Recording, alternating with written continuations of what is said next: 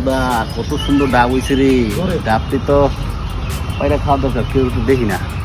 বিসমিল্লাহ করে শুরু করে দিই আজকে।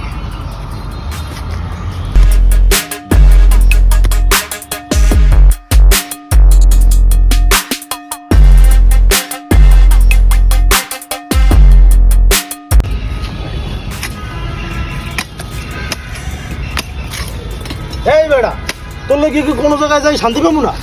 হ্যাঁ, তুই একবার আমার কাঁড়াল চুরি করো, একবার আমার ডাব চুরি করো, আমি কি কোনো ফল ফাঁকড়া লাগাই তোর লেগে খাইতে পারবো না নাকি? না আর পারলাম না তোমার হলে।